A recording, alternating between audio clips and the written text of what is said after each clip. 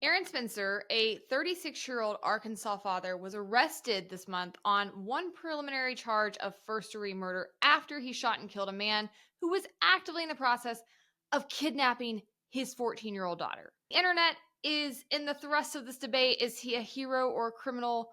Was it self-defense, or is he a vigilante? I have some thoughts on this case, and I'm betting you will too.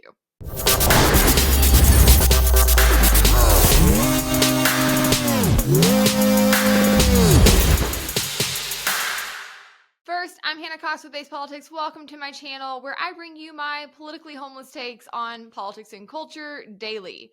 Before we dive in today, make sure you like this video, subscribe to my channel if you have not already, and of course, ring the notification bell so you never miss one of my episodes. Okay, so the incident took place in the early morning hours of Tuesday, October 8th, when Aaron Spencer and his wife Heather were awoken by their dog barking and realized their 14-year-old daughter was missing. They immediately called 911, and the Lenoke County Sheriff's Office sent deputies to their home while Aaron jumped in his vehicle and went out to search for his daughter. Most of what we know right now is from his wife Heather's personal account because this is still under investigation. So the actual law enforcement officers and institutions have not been coming forth a lot of details yet.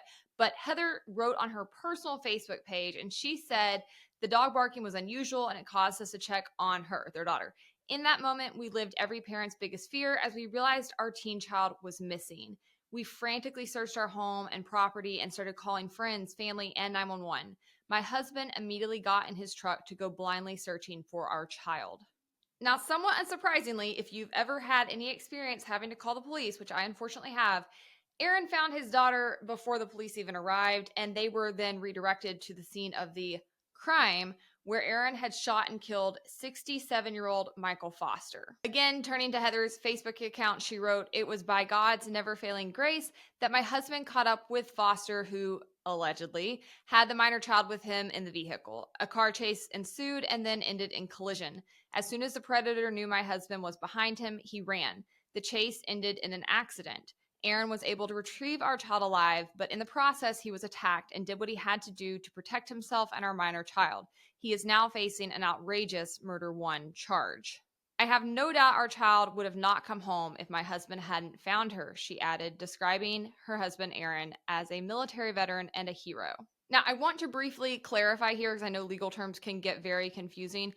Aaron was arrested on a preliminary charge. He has not actually been charged yet. So if he is charged, it is like pending that it could be a murder one charge, which is the worst type of murder charge that typically refers to somebody who's like premeditated their murder.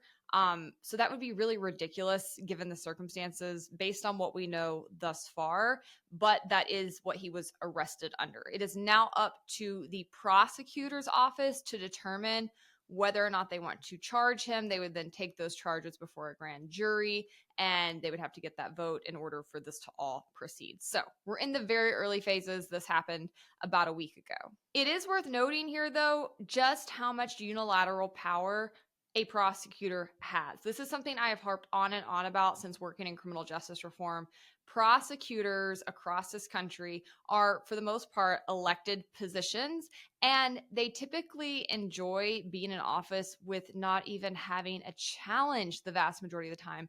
And they hold so much power. It is insane, like unilateral power over matters of life and death.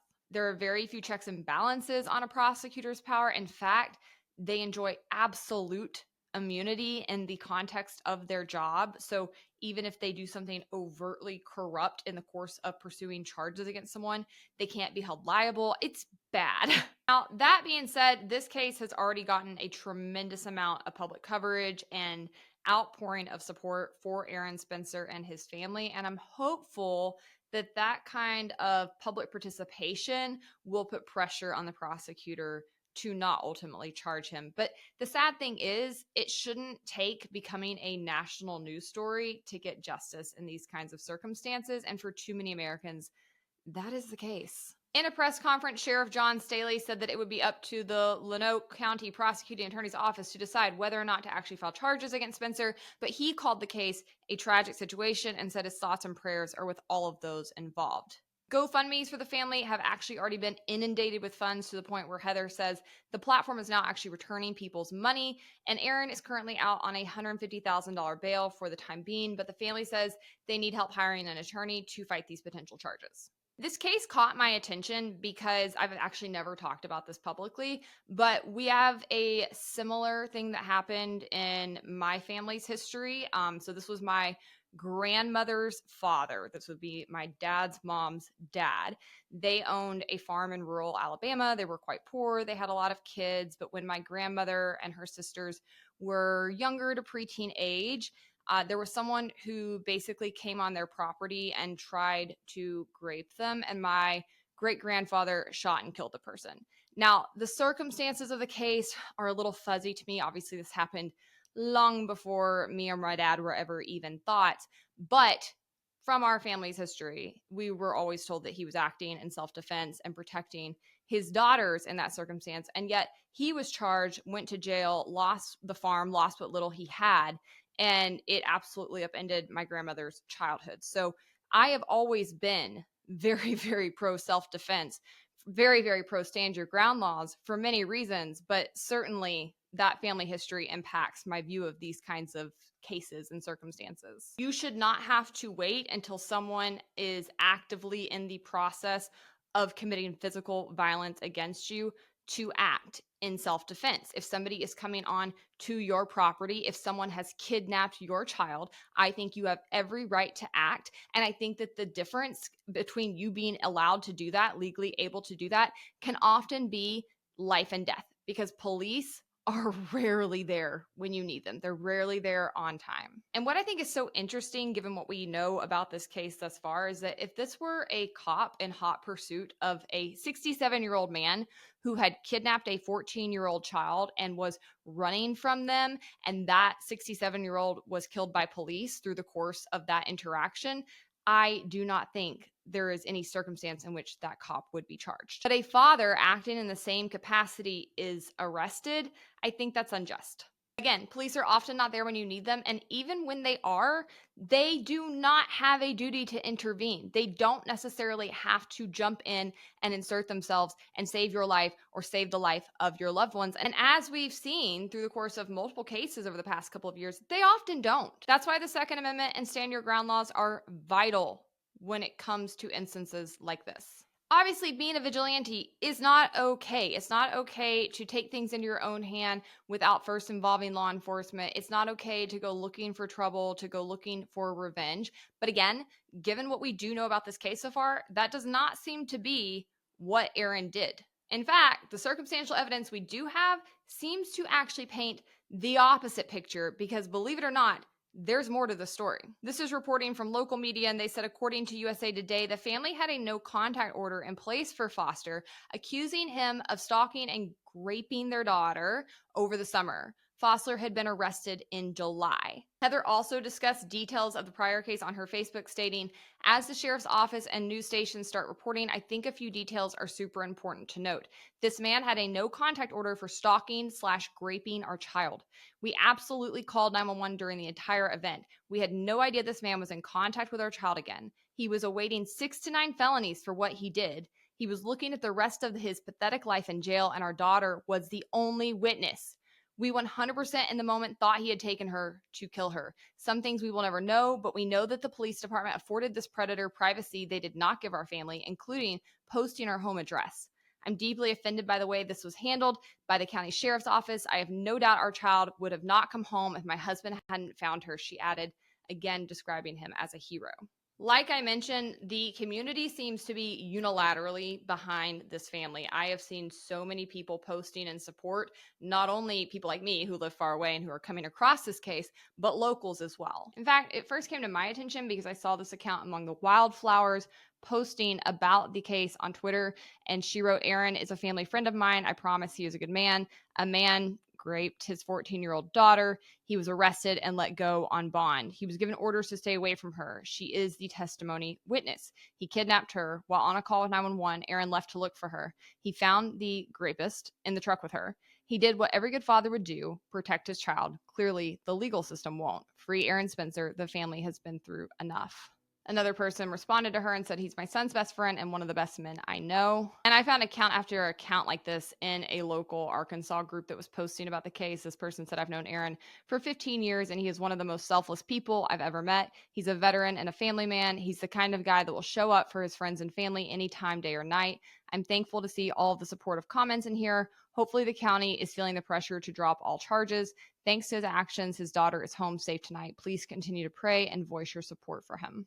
Again, I am hopeful this will all work out okay for Aaron Spencer, but I felt the need to cover it because I am not hopeful that the system will always work when it comes to matters like this. There are significant problems on display when it comes to the criminal justice system with this case. First and foremost, the need for bail reform, okay? Bail reform is probably one of the most maligned public policies out there. And that's because a lot of people have done it badly, okay, especially in like blue cities. I am not here to stand up for the way they've tried to do bail reform in California or New York. As I mentioned on another episode earlier this week, there are some crazy fringes on the left who truly want to use the mantle of criminal justice reform to effectively get rid of prisons, right? They don't believe in them, and that is unhinged. And unfortunately, in some of the larger cities like New York City or Los Angeles, that's who's steering the ship, and the way they have come in and tried to do alleged bail reform is atrocious, and it has led to violent people being out. But that being said, there are plenty of right-wing criminal justice reform organizations that have terrific model legislation on this front that people need to pay attention to, because the way bail reform is supposed to be structured and what it's actually supposed to mean is that if you are being charged with a violent offense and are therefore an ongoing risk to society, you shouldn't get bail. Period. It doesn't matter how much money you have. You should not be let out on bail. You should get a speedy trial, which, by the way, hardly anybody does, even though it's a constitutional right. But you should. You should get a speedy trial. It should happen very quickly. And if you are found guilty, then you should be sentenced. And if you're not found guilty, then they have to let you go. On the contrast, if you are charged with a crime that is not violent and you are not therefore an ongoing present risk or threat to society, you should not be held without bail simply because you have no money. Again, often for very lengthy periods of time, because it takes forever to actually get to a trial or even to a plea deal being done in our system. It can take years because they're overcharging and we have too many laws, but that's another topic for another day. Under good bail reform, this 67-year-old man, having already been charged for stalking and raping a child, would not have been out on bail, should not have been out on bail. Period. End of story. I also think this case points to the ongoing, very big problem we have in this country with how our system approaches sexual crimes, particularly against kids, but against women in general. These are some of the hardest kinds of cases to get the system to investigate. The clearance rates are like under 20%. It's almost impossible to get charges or actual convictions.